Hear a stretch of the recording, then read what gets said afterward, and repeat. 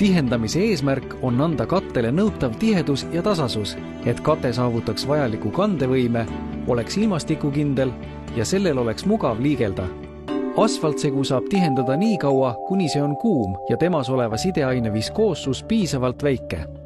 Laotatud asfaltsegule annab esmase eeltiheduse asfaldilaotur ning lõplikult tihendatakse kattekiht valts või pneumorullidega.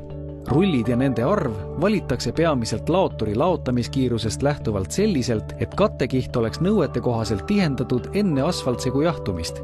Maanteedel ja tänavatel kasutatakse enamasti kuni 3 erinevat rulli. Iga rull töötab oma temperatuurivahemikus.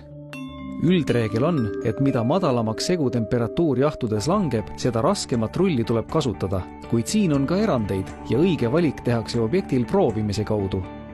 Lisaks rulli töömassile on oluline näitaja ka valtsi joonkoormus, kilogrammi sentimeetri kohta.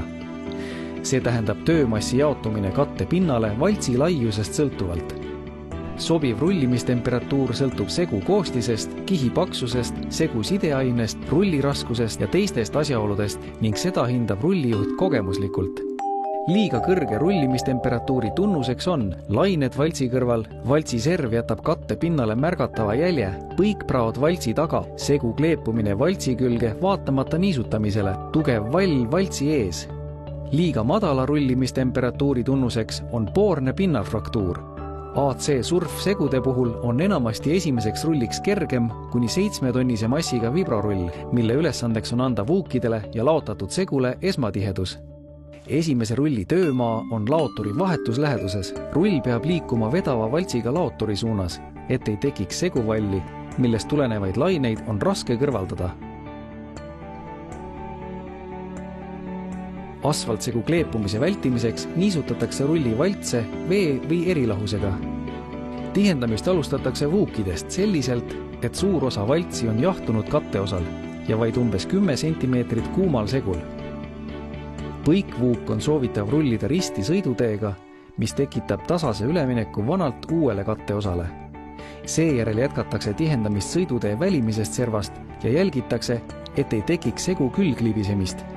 Järgmiste käikudega liigutakse tee serva poole telje suunas selliselt, et uus jälg katab eelmist umbes 10–30 cm laiuselt. Iga tihendamisjälg algab juba tihendatud ja jahtunud katteosalt ning kulgeb kuni laoturini ja sama jälge pidi tagasi. Jäljevahetuse manööver tehakse tihendatud ja jahtunud katteosal. Esimene rull teeb samas jäljes 4–6 korduskäiku.